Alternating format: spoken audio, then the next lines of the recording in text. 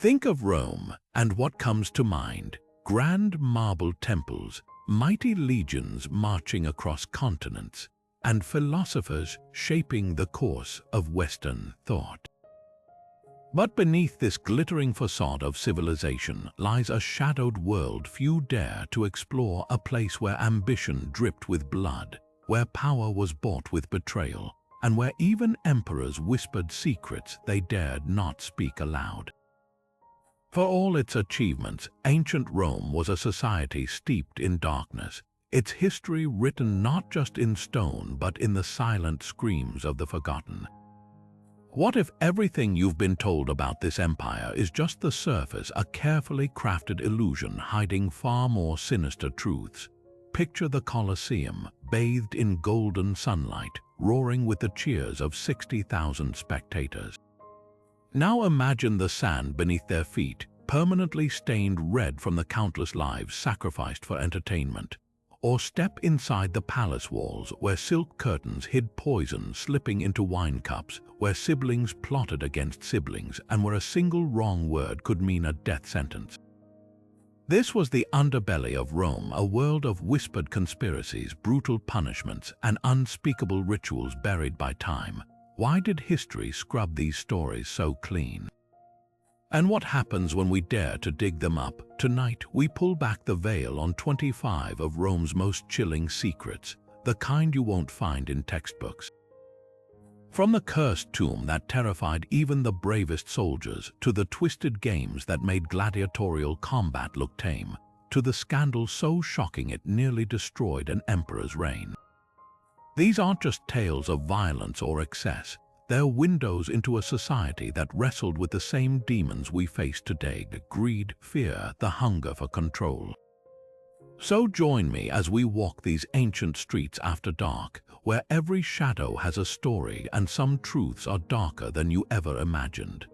Every empire has its creation myth, but Rome's is soaked in blood from the very beginning.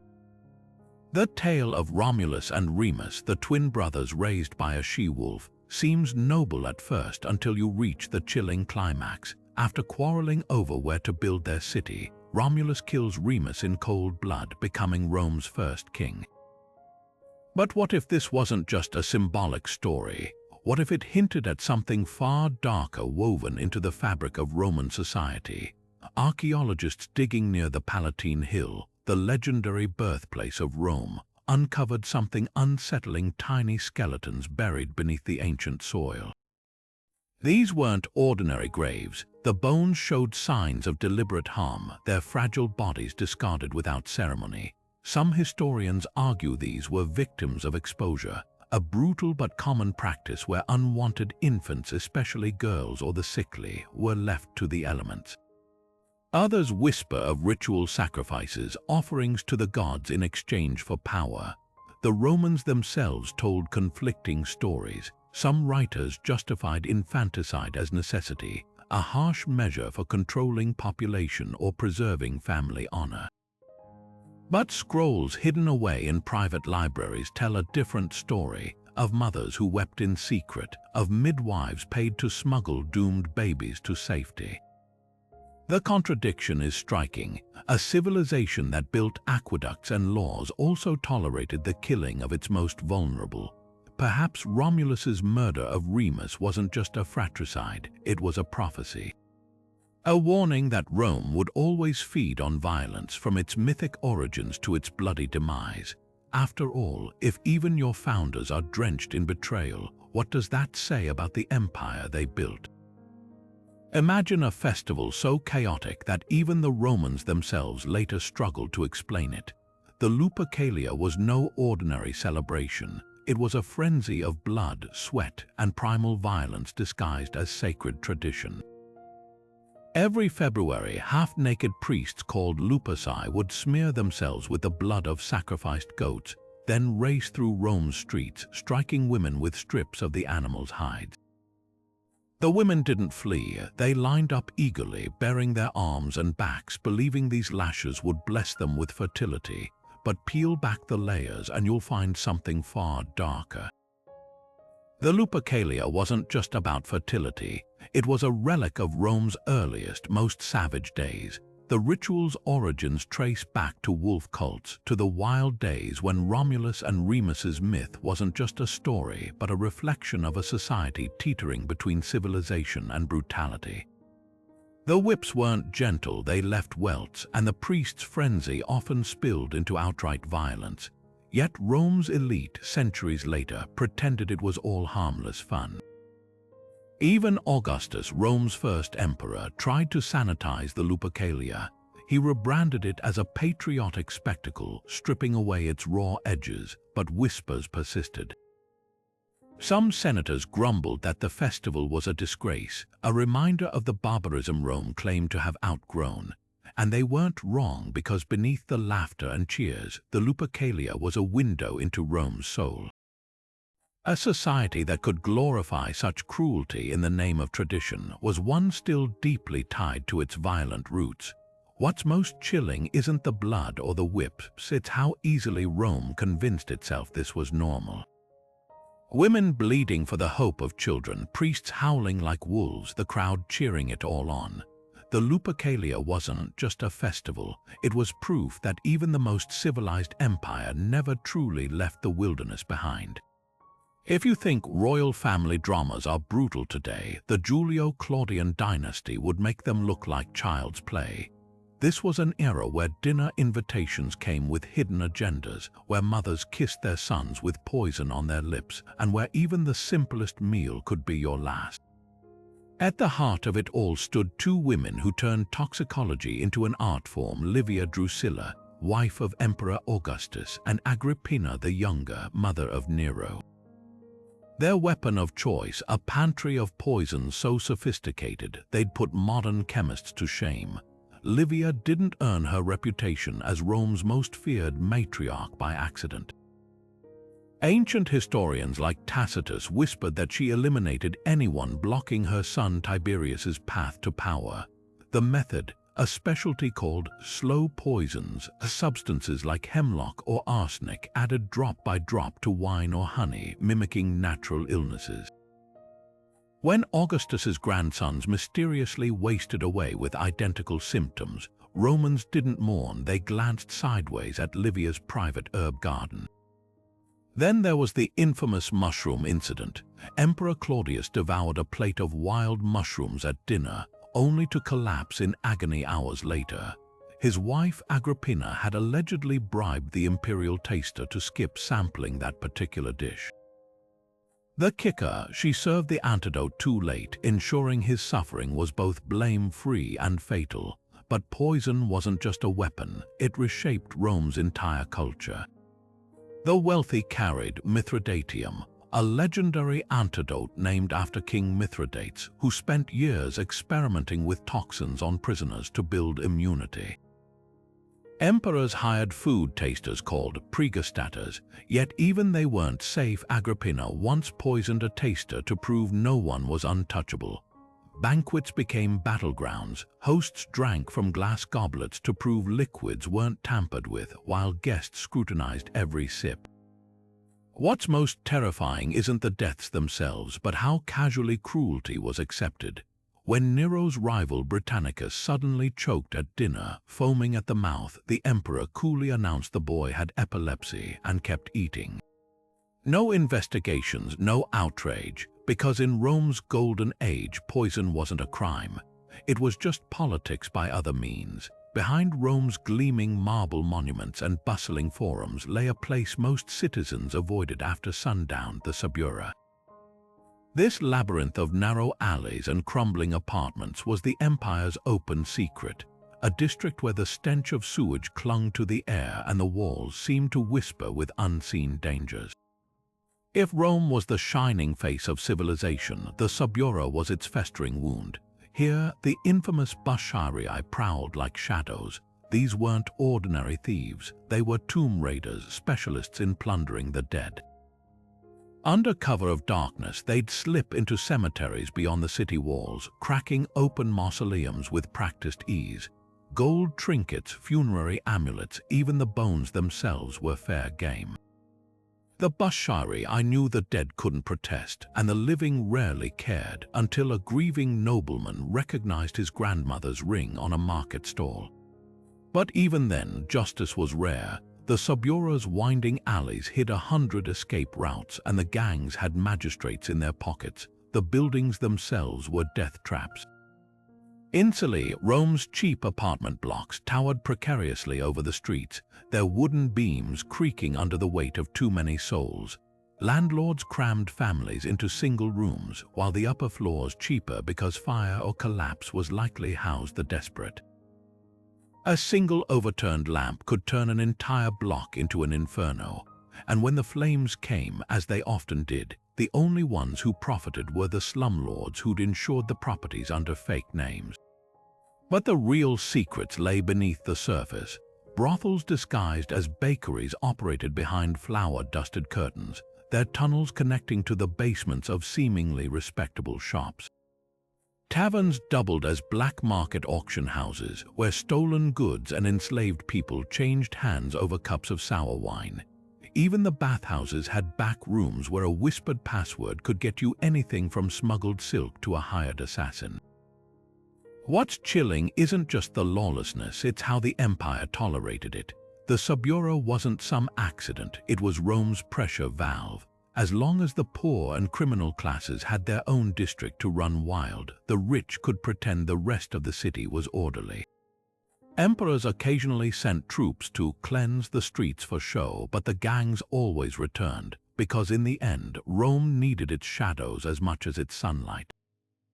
The roar of the crowd, the clash of steel, the spray of blood gladiators were Rome's ultimate spectacle, warriors who fought with seemingly superhuman endurance. But what if their legendary ferocity wasn't just skill or courage? Beneath the sand of the arena lay a darker truth. Many gladiators were chemically enhanced, pumped full of potent herbs to turn them into near unstoppable killing machines. Walk into the ruins of Pompeii's gladiator barracks, and you'll find walls scarred with graffiti that tells a startling story. Scratched into the plaster are recipes for fortitude mixtures, brews of henbane, hyoscyamus, and mandrake, plants packed with hallucinogenic alkaloids. These weren't backyard remedies, they were precise formulas carefully measured to deaden pain and amplify aggression. Fighters would choke down the bitter concoctions before matches, their minds slipping into a trance-like state where fear vanished and wounds felt distant. The philosopher Seneca described watching these doped gladiators in horror, men who fought on despite gaping injuries, their eyes wild and unfocused, as if the flesh belonged to someone else. The Romans knew exactly what they were doing. Lannister, the trainers who managed gladiator schools, treated fighters like racehorses, experimenting with dosages to balance lethality and stamina. Too much and a man might collapse foaming at the mouth. Too little and he'd feel every sword stroke. But when the mix was right, that's when the arena witnessed true nightmares, fighters who shrugged off blows that should have felled them, who fought with a frenzied strength that bordered on possession. This wasn't just about entertainment, it was about profit. A doped gladiator lived longer, fought bloodier, and drew bigger crowds, and if he eventually burned out, twitching and delirious from brain damage. No matter, there were always fresh recruits desperate enough to swallow the next dose. The games weren't just rigged against these men, they were rigged inside their very bodies. High atop the sacred Palatine Hill, the Temple of Vesta housed Rome's most revered women, the Vestal Virgins. Clad in white, these priestesses tended the eternal flame said to protect the empire, their purity a sacred contract with the gods. But one misstep, one whispered rumor of broken vows, and their fate was more horrifying than any gladiators. Behind the bustling streets near the Colline Gate lay a gaping pit known as the Campus Celeratus, the field of wickedness. Here, accused Vestals met a fate designed to terrify, buried alive in a sealed underground chamber with nothing but a loaf of bread and a single lamp. The ritual was as calculated as it was cruel. The condemned Vestal, stripped of her sacred falaise, was paraded through silent streets in a funeral procession not for her, but for the virtue she'd allegedly betrayed. A stretcher carried her like a corpse while citizens averted their eyes as if she'd already ceased to exist. The pit itself was tiny, barely room to sit, with a ladder pulled up after her. Then the earth swallowed her whole, the city's collective guilt buried alongside her. But the darkest truth, many of these executions had nothing to do with piety. Emperor Domitian, paranoid and power-hungry, weaponized the Vestal's chastity laws to eliminate political rivals. When the noblewoman Cornelia, chief Vestal, was accused of affairs with senators, the trial was a sham. Witnesses contradicted themselves, evidence vanished, yet Domitian insisted on the harshest punishment. As the soil rained down on Cornelia, her final words pierced the silence. "Does Caesar think I've been unchaste? Yet he himself has triumphed as a conqueror in my arms." A gasp swept the crowd. Was this a confession or a revelation that Domitian had violated her himself? The field of wickedness wasn't just a grave, it was a warning. By framing the Vestal's deaths as divine justice, Rome's leaders masked their own corruption.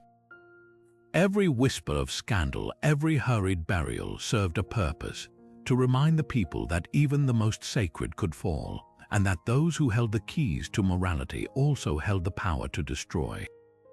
Hidden beneath the opulent halls of Nero's Golden House, where gilded ceilings dazzled visitors by daylight, lay a network of tunnels pulsing with depravity after dark. The Domus Aurea wasn't just a palace, it was a stage for Nero's most twisted fantasies, a labyrinth where reality blurred into nightmare. Guests invited to these underground revels would arrive to find masks waiting for them, not elegant theater props but grotesque animal skins.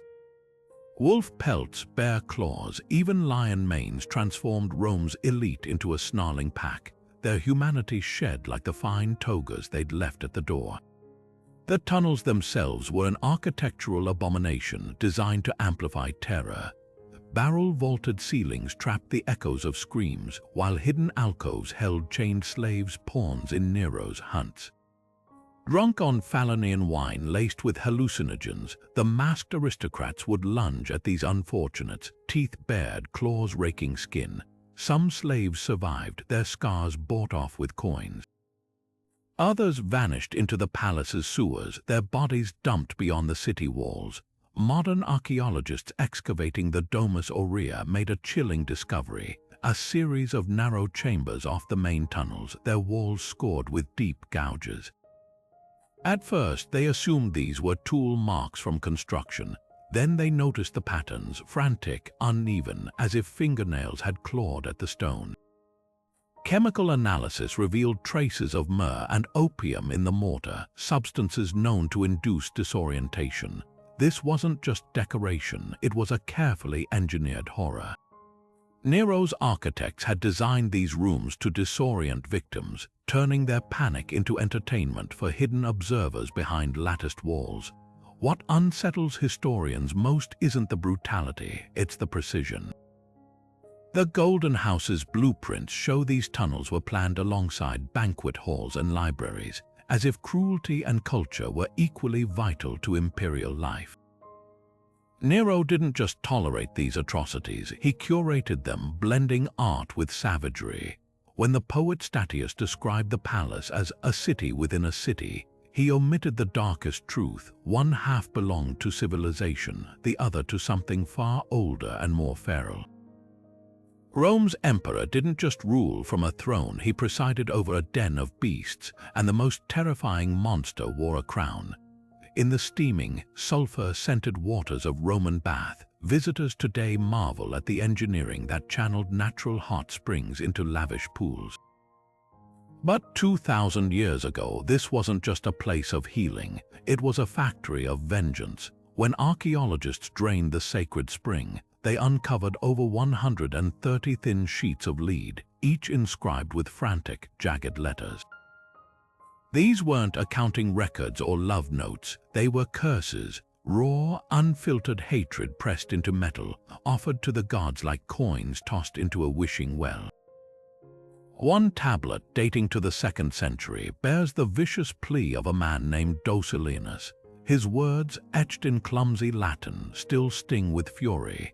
To the goddess Sulis I give the thief who stole my hooded cloak. Let him bleed from every pore, his lungs drowning in his own fluids. May he writhe until he returns what he took.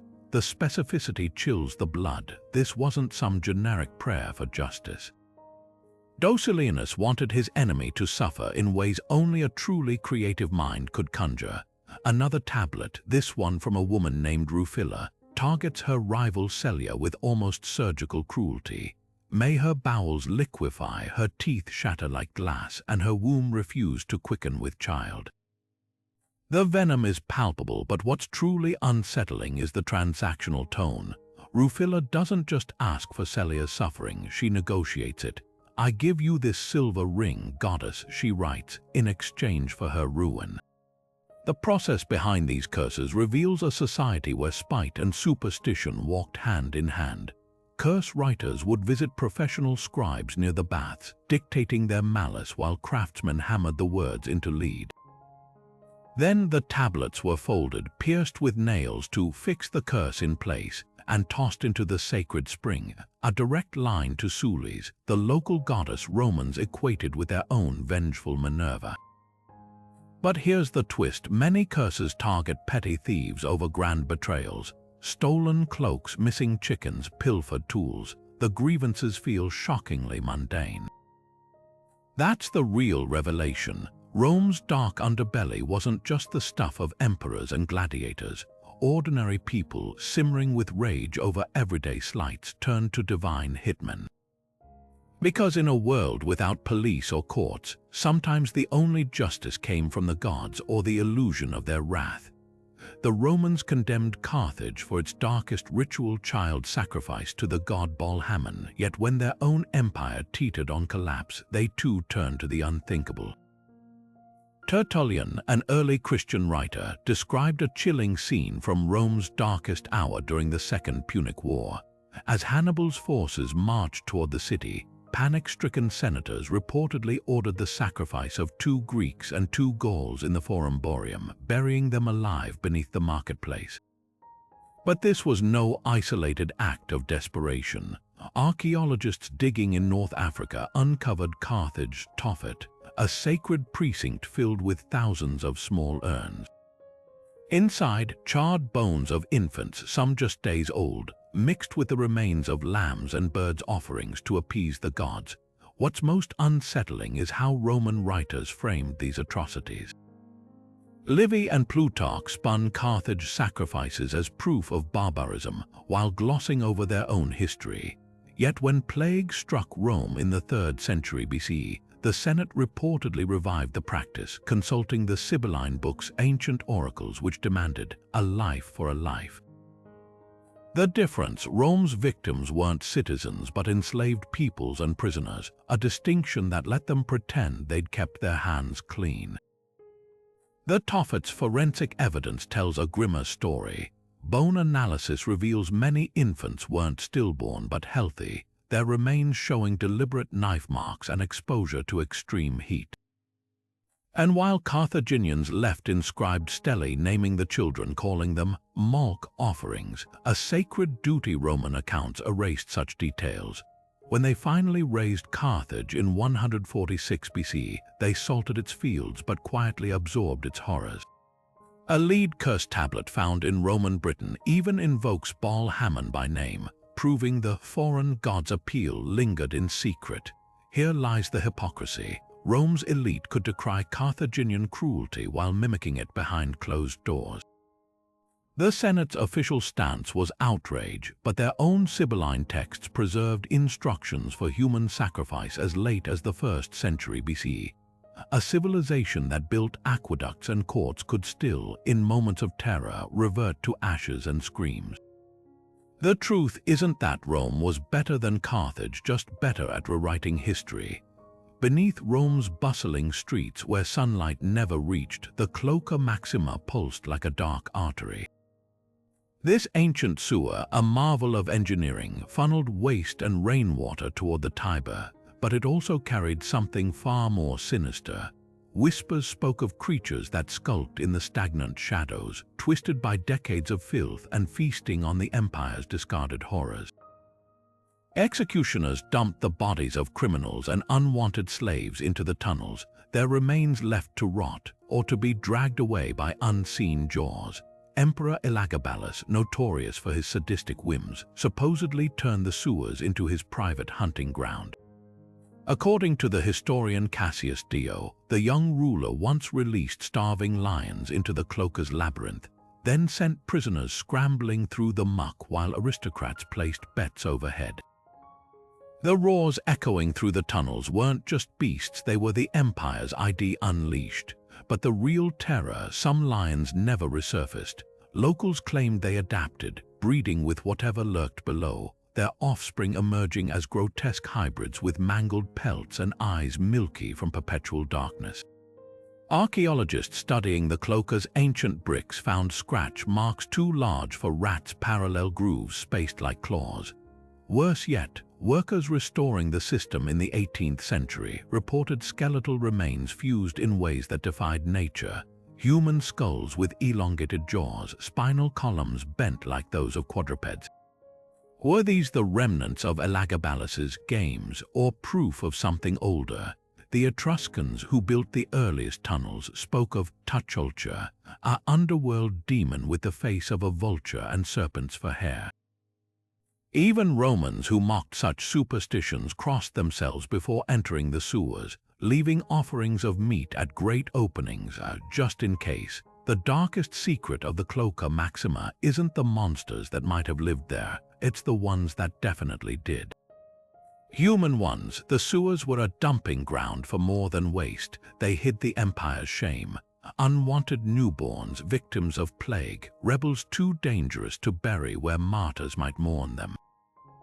In a city that worshipped light and order, the Cloaca was Rome's subconscious, a place where every atrocity could be flushed away, until something started flushing back. The siege of Jerusalem in 70 AD was meant to be Rome's crowning triumph, a brutal lesson in imperial might. But behind the gleaming victory parades and the chiseled reliefs on Titus' arch lies a horror so unspeakable, even the empire's propagandists couldn't stomach recording it. Josephus, the Jewish historian who witnessed the carnage firsthand, wrote of streets slick with blood and temples reduced to smoldering ruins, but his most chilling passages describe what happened when the food ran out. Starving mothers, driven beyond madness, began to devour their own infants, and the Roman soldiers, hardened by years of war, did something even worse. Josephus recounts how a wealthy woman named Mary, trapped in the city's besieged walls, roasted her own nursing child and offered half to the desperate crowds outside her door. The scent of cooking flesh drew Roman patrols who burst in to find the remains still smoldering. What happened next wasn't discussed, it was hunger. Legionaries, themselves stretched thin by the prolonged siege, reportedly carved portions for themselves, turning a moment of Jewish despair into a Roman banquet. This wasn't the chaos of battle, it was systematic, deliberate, a descent into something ancient and primal. Yet if you stand beneath Titus' arch today, you'll see none of this. The marble panels show treasures plundered from the temple, soldiers hoisting golden menorahs, but not a single scene of the famine that killed over 1 million Jews. Not one image of the cannibalism that even the victors couldn't justify. The omission is deliberate. Rome's architects understood the power of selective memory. They carved triumphs, not truths. Archaeology offers grim confirmation. Excavations in Jerusalem's siege layers reveal cooking pots with residue tests showing human proteins and tiny bone fragments bearing knife marks inconsistent with combat.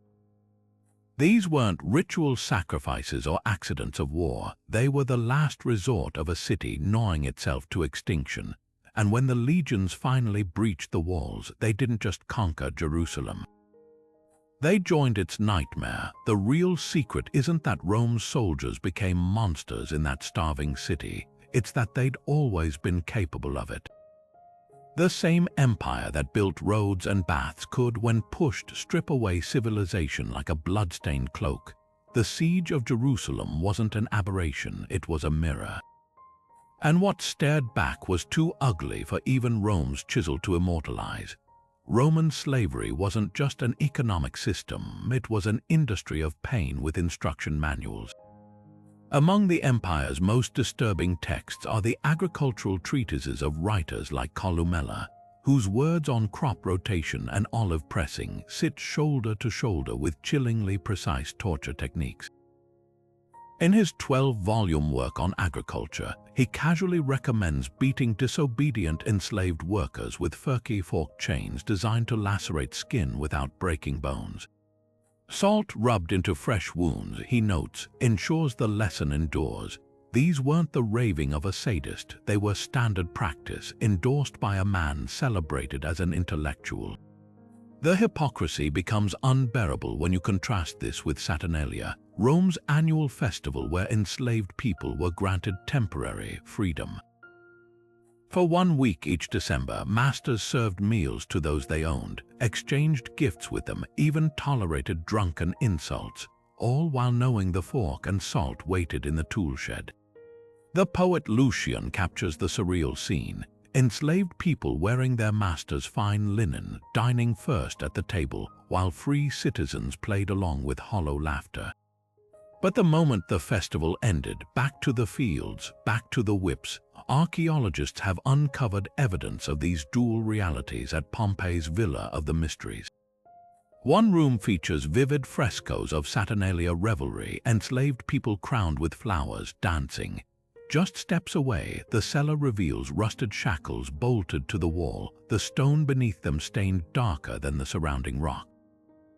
Chemical analysis confirmed the discoloration wasn't just mold, it was iron-rich hemoglobin from centuries of bleeding wrists.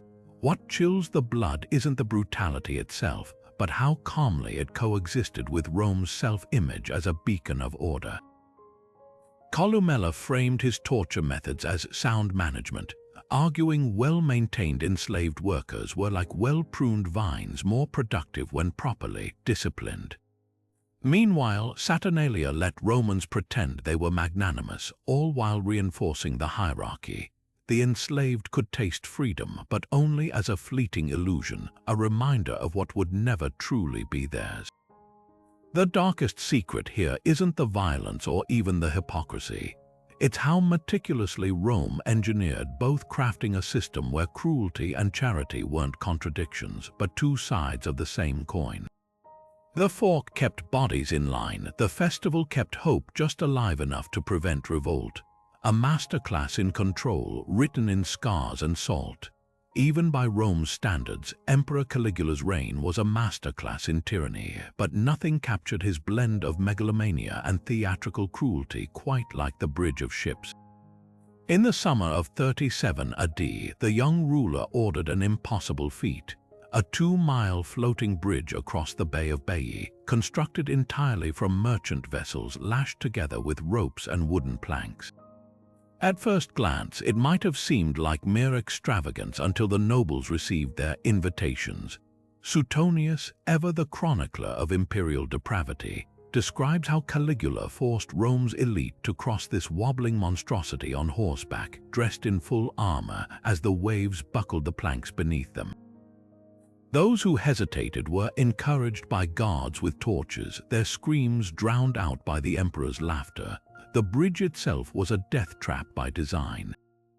Caligula had chosen the widest, deepest part of the bay, where currents could turn treacherous without warning.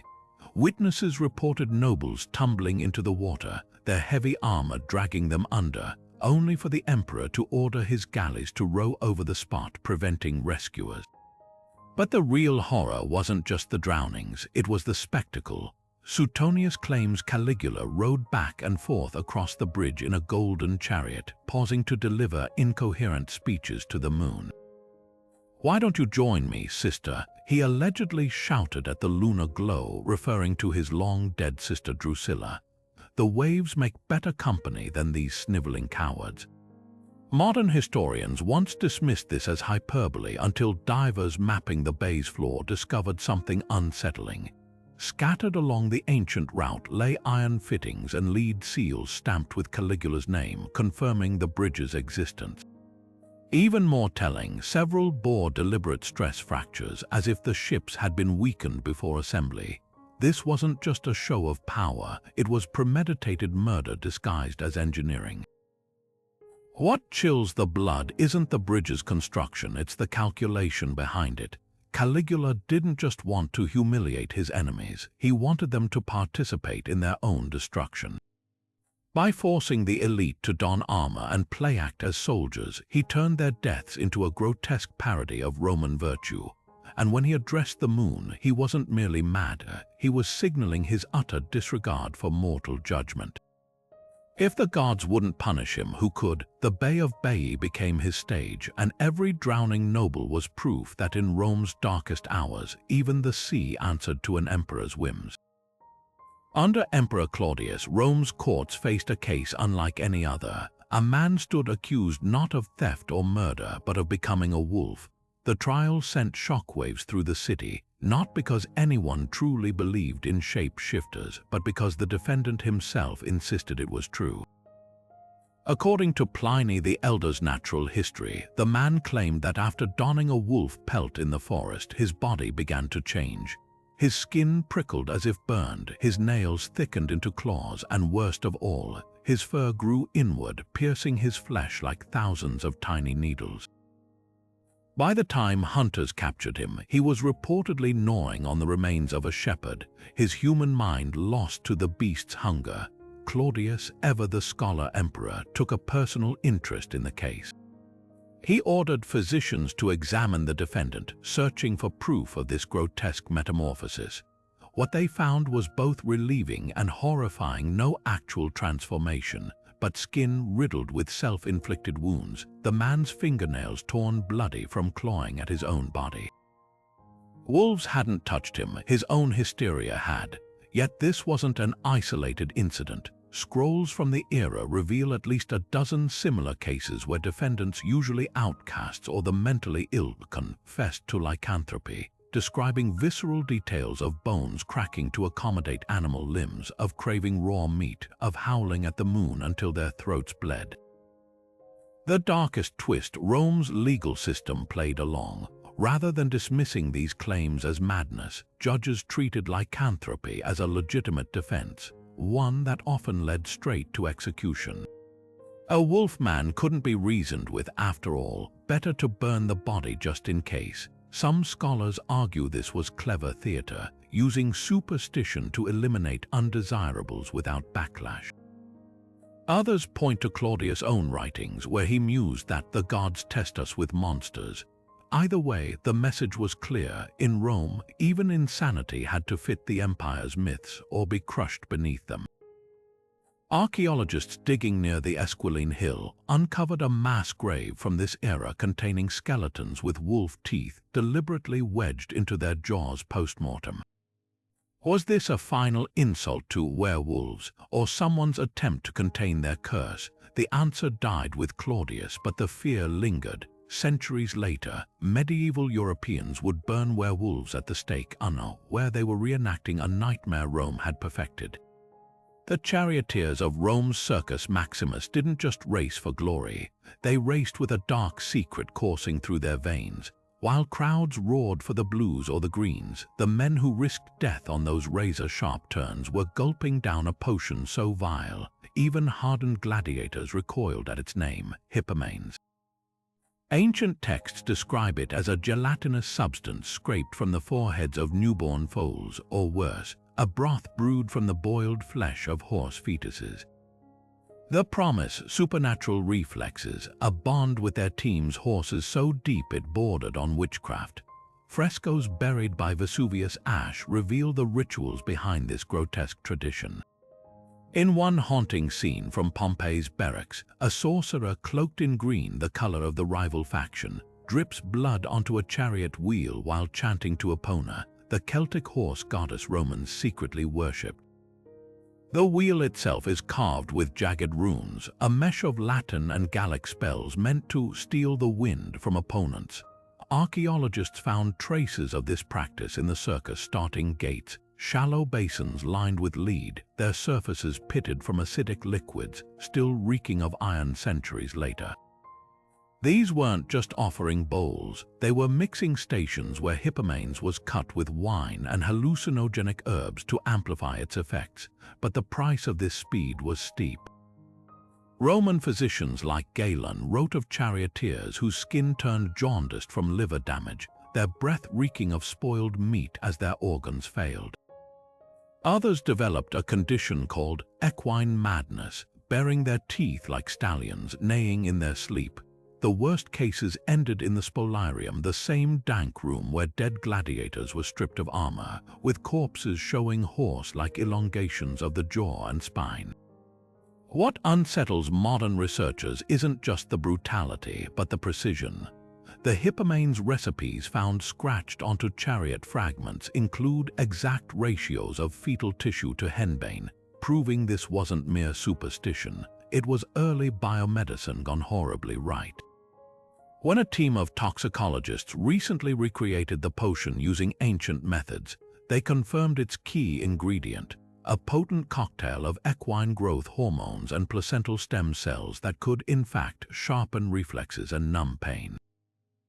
The Circus Maximus wasn't just a stadium. It was Rome's most twisted laboratory where men became half-horse monstrosities, all for the fleeting roar of the crowd. Rome in the year 250 AD was a city choking on its own decay. The streets, once bustling with merchants and senators, now lay eerily silent except for the groans of the dying and the steady thud of bodies hitting piled carts. This was the plague of Cyprian, a pandemic so vicious it emptied entire provinces, leaving fields untended and legions skeletal. Saint Cyprian, the Christian bishop whose name would forever stain this horror, described it in sermons that still curdle the blood. The bowels dissolve into a flow, a fire kindled in the marrow ferments into wounds in the throat. The intestines shake with continual vomiting. But the darkest twist, Rome's own soldiers weaponized the suffering. When archaeologists unearthed mass graves near ancient Carthage, they found skeletons stacked like firewood, their bones pocked with lesions matching Cyprian's grisly accounts. Scattered among them were iron catapult bolts, some still wedged in ribs, proof of the empire's most depraved tactic. Desperate to break enemy cities, Roman generals ordered plague victims' corpses hurled over walls, turning the dead into biological warfare. A recovered dispatch from Emperor Decius's field camp spells it out plainly. Let their own pestilence conquer them. Yet even as Rome wielded disease as a sword, its people writhed under the same blade. Cyprian's sermons reveal a society unraveling. The wealthy barricaded themselves in villas, burning sulfur to purify the air while slaves carried out corpses. Markets became morgues, temples overflowed with offerings to Apollo the healer until priests too sickened to pray collapsed beside their altars. The bishop himself framed the plague as divine punishment for Rome's moral rot, but his harshest words were reserved for the empire's response. They flee the contagion of others yet carry the plague in their own hearts. The bitter irony, Rome's brutality hastened its own collapse. Soldiers who handled infected corpses brought the plague back to their camps, sparking outbreaks that crippled military campaigns. In Antioch, an entire legion reportedly deserted after watching comrades waste away mid-march, their armor hanging loose on fever-ravaged frames. Farmers who survived abandoned their land, triggering famine that outlasted the disease itself. What makes the plague of Cyprian truly haunting isn't the death toll. It's the fingerprints of human cruelty all over it. This wasn't just a natural disaster. It was a crisis weaponized, a mirror held up to an empire so ruthless it would rather choke on its own venom than sheathe the knife. And when the last carts finally rolled away, carrying their grisly cargo to nameless pits, Rome stood diminished not just in bodies but in soul. The year 193 AD began with Rome's throne drenched in blood, not from war but from betrayal. Emperor Pertinax, a rare leader who actually tried to reform the Praetorian Guard's corruption, lasted a mere 86 days before the very soldiers sworn to protect him hacked him apart in his palace. What followed wasn't just a power vacuum, it was the empire's most brazen fire sale. As dawn broke over the Castra Praetoria, the guards didn't crown a new emperor by merit or lineage. Instead, they dragged the imperial throne into their barracks courtyard and announced an auction, inviting Rome's wealthiest men to bid for the right to rule. The historian Cassius Dio, who witnessed this grotesque spectacle, describes the scene with barely concealed disgust. Senators arrived in hushed clusters, their faces pale beneath togas as the Praetorians chanted, "Sestatiae per Caesar." Cestus for a Caesar. Like merchants haggling over a shipment of grain, guardsmen shouted escalating prices while noblemen calculated their fortunes. One witness later claimed a particularly bold soldier climbed onto the throne itself, slapping its ivory armrests as if testing furniture at market. The bids climbed higher, 20,000 sesterces per guard, then 30, then 50, until Didius Julianus, a silver-haired senator with more ambition than sense, shoved his way forward. 100,000, he roared, sealing history's most shameless deal. But the real horror wasn't the auction, it was what came after. Julianus, now emperor in the loosest sense, quickly realized he'd bought a crown with no loyalty attached. The Praetorians expected their payouts immediately, while the people of Rome, learning their ruler had been purchased like a slave, erupted in fury.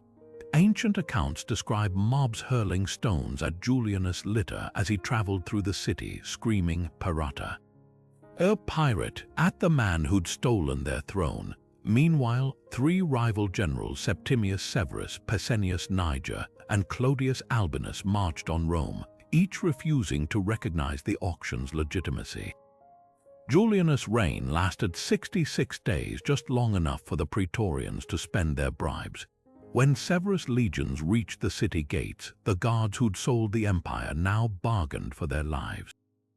Their price, Julianus' head. Cassius Dio recounts the deposed emperor's final moments in chilling detail. Abandoned by everyone, he clung to the palace drapes as soldiers closed in, pleading for a chance to abdicate. The Praetorians weren't interested. They dragged him into the baths, ironically, the very place Romans went to cleanse themselves, and beheaded him on the spot. As his blood swirled into the drains, the guards presented the severed head to Severus, who reportedly laughed and tossed them a single copper coin, "For your honesty." The auction of 193 wasn't just a bizarre footnote, it exposed the rot at Rome's core. An empire built on conquest and law had devolved into a mafia state where power went not to the most capable but to whoever could fill the Praetorians' purses. And Julianus' fate proved the cruelest truth of all. In Rome, you could buy the throne, but you could never buy loyalty. The Praetorians' knives were always for hire, and their price was forever negotiable. In the shadows of Rome's bustling streets, where wine flowed and whispers carried secrets, archaeologists uncovered tiny bronze tokens that tell a story far darker than commerce. These spindly small discs, no larger than a coin, were etched with explicit sexual scenes on one side and Roman numerals on the other. At first glance, they seemed crude, perhaps tokens for brothels where pleasure was traded like bread in the marketplace. But the truth, these little metal whispers were the empire's most scandalous hidden language. The brothel theory made sense. Pompeii's ruins revealed similar tokens near its Lupercalia, where numbers matched prices on the walls. A V for 5 asses, the going rate for certain services. Yet something didn't add up. Spintrii were found in elite villas too, tucked between mosaics of gods and gilded couches. Their craftsmanship was too fine for common brothels, some even plated in silver. Then there were the numbers. Why would a brothel need numerals up to 16 when most prices topped out at 8? Unless these weren't prices at all, a scroll fragment from Caligula's reign offers a chilling alternative.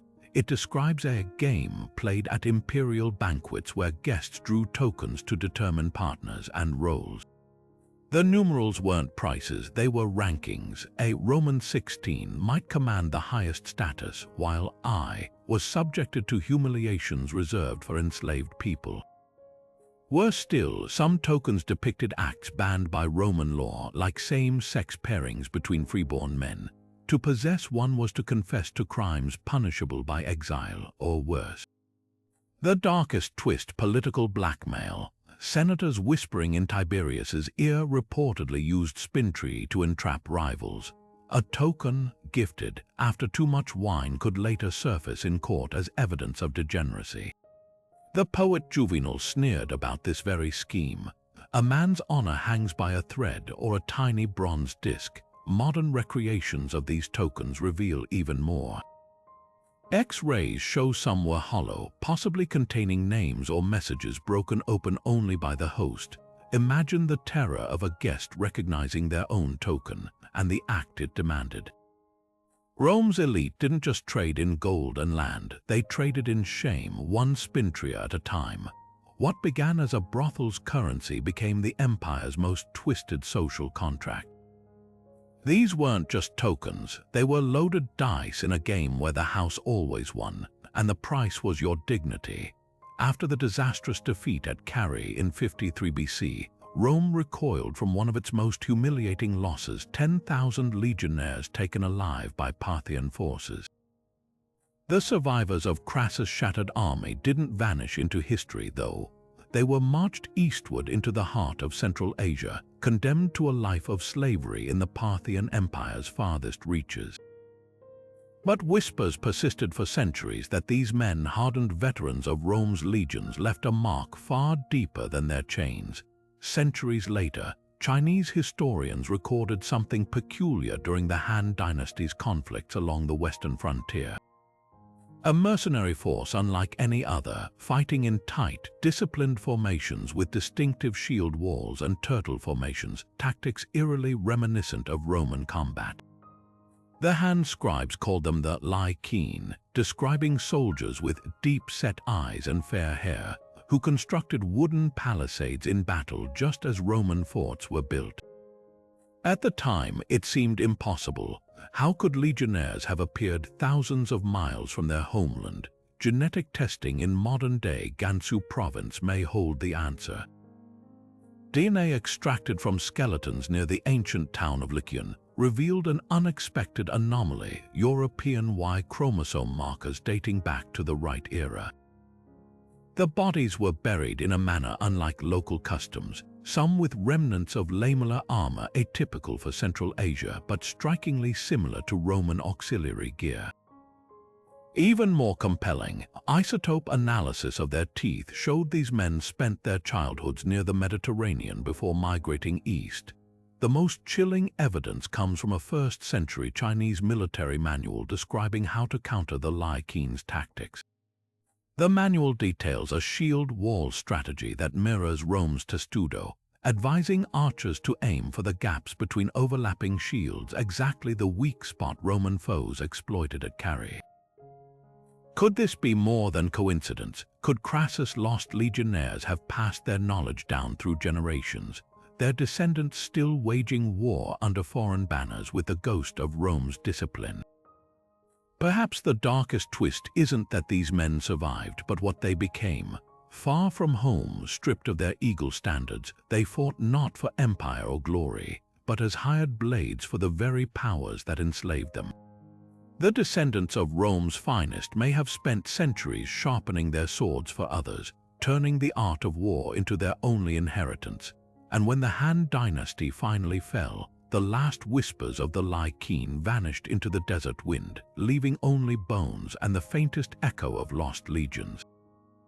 In the lavish banquet halls of Rome, where the wealthy sipped from golden goblets, a silent killer flowed as freely as the wine itself. Lead. The aristocracy knew exactly what they were doing when they served plebeians cheap, sweetened wine from vessels lined with plumbum, the Latin word for lead. This wasn't accidental contamination. It was a calculated act of social control disguised as generosity. The poor drank deeply from cups laced with lead acetate, a compound so sugary it masked the bitterness of cheap wine, and so toxic it slowly eroded their minds and bodies. Roman elites, meanwhile, sipped from glass or silver, well aware of the dangers. Pliny the Elder himself warned of lead's pernicious vapors, yet the practice continued for centuries. Nero's personal physicians went a step further, prescribing soppa. A syrup of boiled grape must simmered in lead pots as a digestive aid. Archaeologists analyzing imperial-era skeletons found lead levels 60 times higher than normal, with symptoms matching ancient descriptions of gout, madness, and agonizing stomach pains. The emperor himself may have succumbed to its effects. Historians note his erratic behavior and muscle weakness in his final years. The most damning evidence lies in the ruins of Pompeii's wine shops. Chemical tests on sediment in clay jugs revealed staggering lead concentrations, while nearby lead pipes still bear the tooth marks of desperate citizens chewing them for stray drops of water. The aristocrats didn't just poison the plebeians, they weaponized addiction. Lead-laced wine created a cycle where the poor craved the sweet relief of their next cup, even as their joints swelled and their minds frayed. Yet the darkest twist isn't the poisoning, it's the hypocrisy. Rome's elite wrote treatises on public health while overseeing aqueducts lined with lead. They mocked lead madness in slaves and laborers, even as their own children played with lead toys. The empire's collapse wasn't just due to barbarians or corruption. It may have been rotting from within, one sip at a time. By the light of a blood-red moon in 186 BC, the Roman Senate made a decision that would send shockwaves through the empire. They declared war not on a foreign enemy, but on their own people, the followers of Bacchus, the god of wine and ecstasy. What began as whispers of nocturnal revelry had spiraled into tales so dark, even battle-hardened senators trembled to repeat them. Livy, Rome's great historian, described the moment soldiers stormed a hidden grove outside the city. Instead of finding the usual drinking and dancing associated with Bacchus, they discovered initiates screaming like beasts, their bodies smeared with strange symbols, their eyes rolling back in trances. And beneath the chanting, something worse, the muffled cries of those who'd entered the rituals as free citizens, only to wake in chains. The Bacchanalia wasn't just another festival. It was Rome's first organized cult, and its rituals inverted everything the empire stood for. In underground temples lit by flickering torches, slaves reclined beside their masters, women presided over ceremonies, and the sacred wine flowed with something more than grapes mixed in. Henbane, belladonna, and other hallucinogens turned the rites into fever dreams where participants claimed to speak with the dead or become gods themselves. Livy recounts a particularly chilling confession from one arrested initiate, a young nobleman who described how new members were lured in with promises of divine visions, only to be forced into unspeakable acts under the drug's influence. Those who resisted allegedly vanished, their bodies later found floating in the Tiber with throats slit in the manner of sacrificial goats. Archaeology confirms the Senate's panic wasn't entirely unjustified. Excavations near the Aventine Hill uncovered a network of tunnels lined with frescoes of frenzied maenads tearing animals and humans apart. One chamber contained an altar stained with iron residue, surrounded by small bones bearing knife marks inconsistent with animal butchery. The Senate's decree, preserved on a bronze tablet known as the Senatus Consultum de Bacchanalibus, ordered the cult's destruction, but the punishment revealed Rome's true fear. Over 7,000 people were executed, not just for murder but for the crime of corrupting Roman order. Men who'd attended the rites were beheaded. Women were handed over to their families for private justice, a euphemism for being sealed alive in burial chambers. Even owning a Bacchic amulet became grounds for exile. The darkest irony, Rome had tolerated, even celebrated Bacchus for centuries. His likeness adorned mosaics in respectable homes. His festivals once filled the streets with harmless revelry.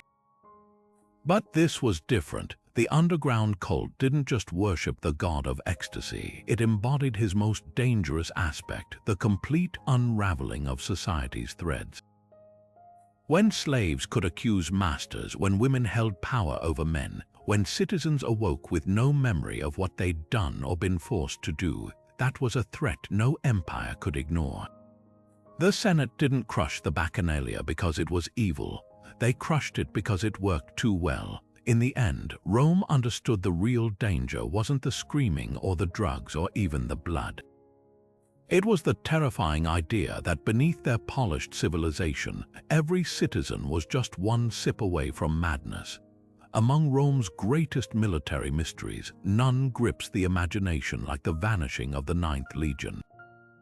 5,000 veteran soldiers, hardened by decades of battle across the empire, marched into the misty highlands of Scotland around the year 117 AD and simply disappeared. No mass grave, no scattered armor, not even a single eagle standard ever surfaced to tell their fate. For centuries, historians pointed to Caledonia's fierce tribes as the culprits, picturing the legion ambushed and annihilated in some forgotten glen. But a discovery in the Judean desert suggests the truth might be far more explosive, and the Ninth's demise far more consequential than anyone guessed. The Scottish theory isn't just romantic, it's woven into the landscape itself. Hadrian's Wall, built just a few years after the Ninth vanished, snakes across northern England like a scar, a defensive line far shorter than the empire's earlier ambitions.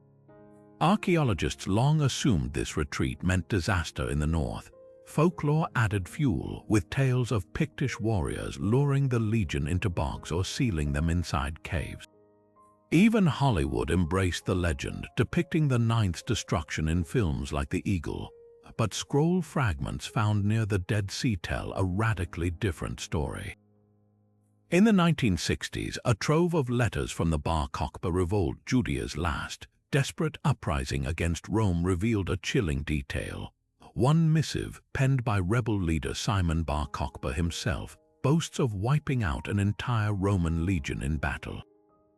The name is damaged but legible enough, Legio Vitii, the Ninth. This wasn't some skirmish in the mist, it was a full-scale slaughter in the blistering Judean sun.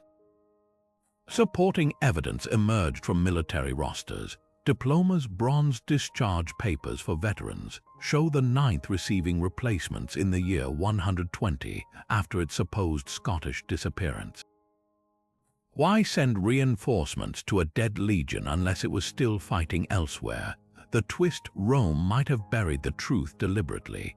Judea was a tinderbox, and admitting the loss of 5,000 soldiers to rebels could have sparked wider revolts. Better to let the world think the Ninth met its end in some distant, unconquerable land than to reveal weakness at the empire's heart. Even the legion's Scottish legend may have been propaganda, a tale spun to explain its abrupt absence from records without admitting catastrophe. But the mystery deepens with every excavation. In 2016, archaeologists excavating a Roman fort in the Netherlands uncovered a brick stamped with the Ninth's insignia, dated decades after its supposed destruction. Could remnants have survived, scattered across the empire, or was this a ghost imprint, a bureaucratic echo of a legion already erased from history? The Ninth's fate isn't just a riddle of bones and battlefields. It's a mirror held up to Rome's darkest habit, rewriting history to hide its scars. Whether they fell to Pictish blades or Judean arrows, one truth remains. Some losses were too shameful to remember, and some legions were meant to vanish twice, first in blood, then in ink. Rome didn't just erase its enemies from history, it industrialized the process. Hidden in the shadow of the Capitoline Hill, workshops operated around the clock, their chisels scraping away at marble and bronze with cold precision. This was the Damnatio Memoriae assembly line, where the damned weren't merely killed, they were unmade. Every bust, every inscription, every coin bearing their likeness was fed into this machine of forgetting. And few victims were scrubbed as fiercely as Lucilla, the ambitious sister of Emperor Commodus, whose face still haunts history in the empty spaces she left behind. Take a close look at a denarius from Lucilla's time, and you'll notice something unsettling. Where her profile should be, there's only a smooth, blank circle, like a hole punched through memory itself. Commodus didn't just order her execution after her failed coup, he demanded her eradication. Mint workers were instructed to recall every coin in circulation, heating them just enough to soften the metal before scraping her features away. But the real horror lies in the imperfections. On some coins, if you tilt them under light, you can still see the ghostly outline of her nose, the curve of her lips, traces that refuse to die.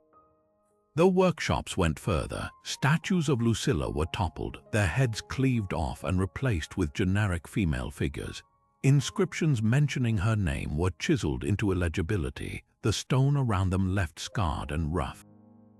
Archaeologists found one such slab in the Forum Romanum, where the word sister had been gouged so deeply it fractured the marble. But the most chilling evidence came from a sewer near the Palatine, where workers discovered a cache of shredded scrolls, Lucilla's personal correspondence, meticulously torn and dumped like refuse. Here's the twisted genius of Damnatio Memoriae. It weaponized psychology. By erasing Lucilla, Commodus didn't just punish treason, he redefined reality. Future generations would struggle to even prove she'd existed. Poets who'd once praised her wit now burned their verses. Senators who'd kissed her hand swore they'd never met her. The historian Cassius Dio, writing decades later, could only hint at her fate in veiled terms, as if speaking her name might summon imperial wrath from beyond the grave. Yet the cracks in this system reveal its fragility. In the ruins of a Pompeii bakery, a fresco was found hidden behind a false wall, Lucilla's face painted beside the words "Mema esto," remember. Some couldn't forget, and in the end, neither could Rome. Commodus's own damnatio would come swiftly after his assassination, his statues hacked apart by the same workshops that had served him. The empire's memory factory always had one flaw. It assumed history belonged to the victors, but marble dust clings to hands and whispers outlast empires. Every chisel stroke meant to silence Lucilla only proved how loudly ghosts can scream. The walls of Pompeii's taverns didn't just bear crude jokes or declarations of love, they hid a shadow language of blood and money. Walk into any dimly lit wine shop near the amphitheater, and you'd find them, hastily scratched X marks beside gladiators' names, cryptic symbols only the regulars understood. These weren't idle doodles, they were the bookkeeping of death. A single X meant a fighter was expected to die in the arena, and bets were placed accordingly. Two X's that signaled a fixed fight, the outcome bought and paid for behind closed doors. The gamblers who deciphered these codes didn't just waddle coins, they wagered on the exact moment a man would bleed out in the sand. One particular scroll still chills archaeologists today. Crescens the net fighter defecates here. At first glance, it seems like simple trash talk between rivals. But the context reveals something far darker. Crescens was a Retiarius, a gladiator who fought with a net and trident, a flashy crowd favorite. His name appears on multiple walls, sometimes with crude drawings of him entangled in his own net. The defecation insult wasn't just vulgarity, it was psychological warfare. Gladiators' reputations were everything, and a taunt like this, plastered where gamblers gathered, could tank his odds and his chances of survival. Fewer bets on Crescens meant fewer fans demanding his pardon if he lost. That graffiti might as well have been a death sentence. The real horror lies in the mundane details. Some markings are clearly professional, neat, evenly spaced X's, sometimes with numbers denoting odds. Others are jagged, frenzied, like they were carved mid-brawl. In one tavern, archaeologists found a cluster of X's around a gladiator named Sabinus the Thracian, each one crossed out and rewritten at different angles. The story writes itself, a fighter's odds worsening as rumors spread, his fate reshaped by whispers and wine. But the most haunting discovery, a small, child-sized handprint pressed into the plaster beside a crude X. Was this some gambler's son learning the family trade, or a slave forced to place bets for a master? The walls don't answer, they just keep their secrets etched in strokes as sharp as a gladiator's blade. What's unsettling isn't the violence of these markings, it's the casual cruelty. These tavern walls were Rome's unscripted history, where life and death were bartered over cups of cheap wine. And when Vesuvius froze them in ash, it didn't just preserve a city, it preserved the sound of men laughing as they signed another man's death warrant. One finger at a time. Rome's darkest executions weren't carried out by soldiers or jailers, they were performed by a shadowy brotherhood of specialists known as the carnifex. When Spartacus's slave revolt collapsed in 71 BC, these men worked for 6 straight days outside Rome, nailing 6,000 rebels to crosses along the Appian Way. But they weren't just executioners, they were artisans of agony. Ancient accounts describe how each crucifixion followed precise measurements, crossbeams cut to specific lengths to prolong suffering, footrests angled to prevent rapid suffocation.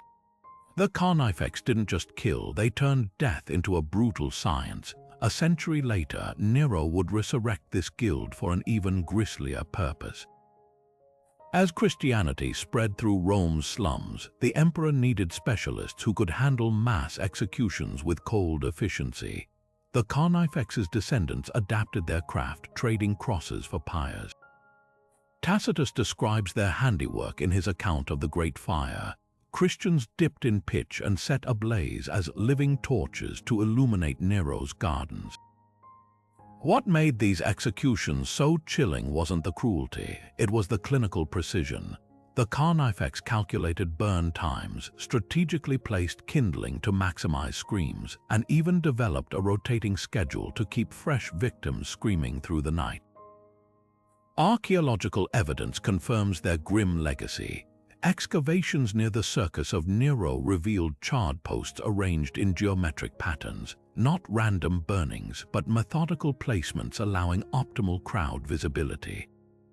Forensic analysis of the soil showed concentrated layers of animal fat and resin, suggesting the carnifex used accelerants to control the flame's intensity. Most haunting of all, small lead tokens stamped with a C found among the ashes, likely used to tally victims like butchers counting livestock. The guild's true power lay in their anonymity. Unlike gladiators or soldiers, they left no statues, no inscriptions boasting of their deeds. Only one surviving fresco, hidden in a Pompeii brothel's back room, shows hooded figures practicing knots on wooden dummies, their faces deliberately blurred by the artist. This was Rome's open secret, a death industry operating in plain sight, its craftsmen vanishing into the crowd after each job. When Christianity finally triumphed centuries later, the first act of many converts was to burn the carnifex's remaining manuals. But some skills can't be unlearned, only rebranded. The same techniques that prolonged crucifixions would later resurface in medieval torture chambers, proving Rome's darkest innovations outlasted its empire. So what do these dark whispers from Rome's past tell us? They reveal an empire that shone brightly, but only because its shadows ran deep. The marble columns and golden triumphs were paid for in blood, betrayal, and secrets buried alive. From the poison in Livia's goblet to the lead in the plebeian's wine, from the auctioned throne to the vanished Ninth Legion, Rome's greatness was hollowed out from within by its own cruelty and hypocrisy. But here's the unsettling truth: Rome isn't as distant as we'd like to think. The same forces that corroded the empire still pulse beneath our modern world. Watch the news and you'll see echoes of the Praetorian Guard's backroom deals in today's political betrayals, the twisted spectacle of the Circus Maximus. Just swap gladiators for viral outrage and the crowd still roars. Even the calculated erasure of history, damnatio memoriae, lives on, as statues topple and archives vanish down digital memory holes. Rome teaches us that power doesn't change, it merely reinvents its masks. Every empire rewrites its history, scrubbing away the stains while whispering, "This time is different." But the skeletons in the Cloaca Maxima never stay buried. So as you scroll through polished documentaries and pristine history books, ask yourself, what secrets are being painted over now? What horrors will archaeologists dig up centuries from today? The past isn't just a warning, it's a mirror. And if we dare to look closely enough, we might just see the future staring back.